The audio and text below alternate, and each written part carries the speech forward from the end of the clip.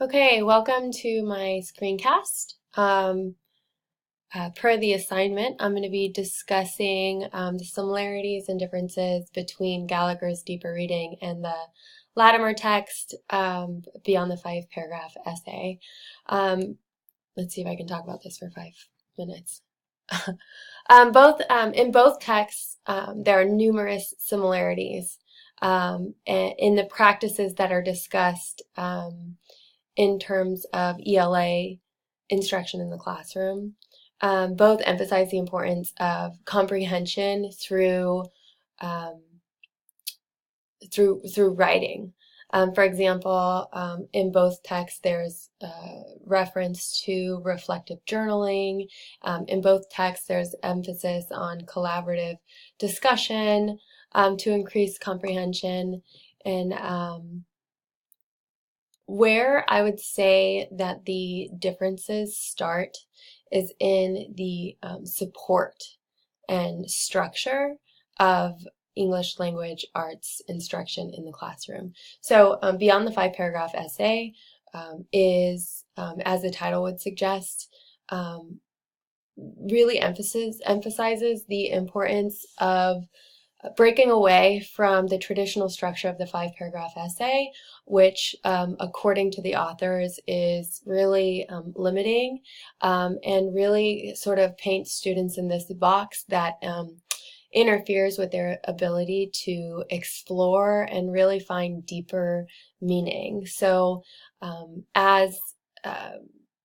their suggestions and recommendation for ELA instruction kind of follow that same idea in terms of lack of, I don't want to say lack of structure, but kind of breaking away from painting these students in boxes and providing them activities which they call shut up sheets that are kind of mindless and limiting and keep students from really finding their own way and making their own meaning as they read.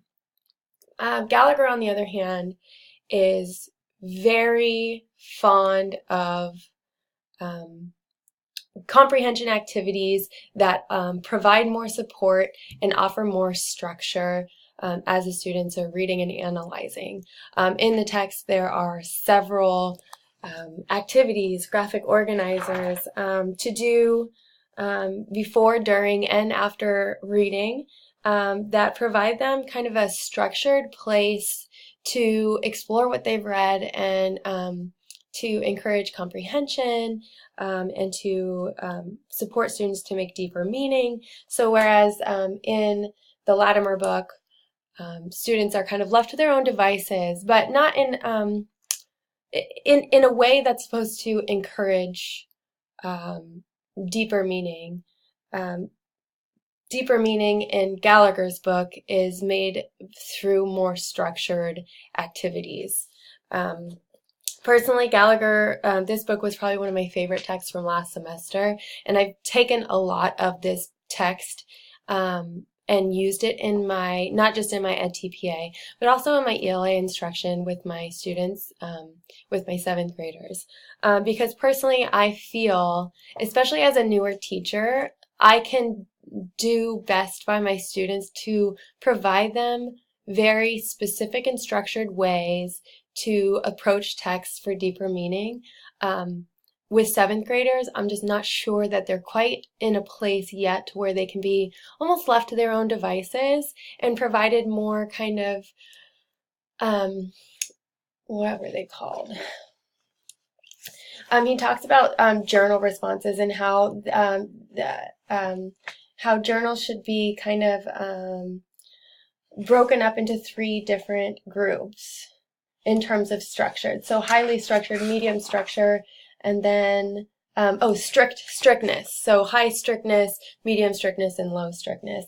And essentially 7th graders, I'm not quite sure, at least where I'm at in my stage of teaching, I haven't quite acquired those skills to where I can give them more open-ended, less strict, less structured journal prompts or opportunities to write reflectively in journals about the reading in a way that would encourage that deeper meaning. So me personally, I find that what Gallagher has to say in terms of more direct, more supportive prompts and activities for comprehension is more beneficial for me and my students.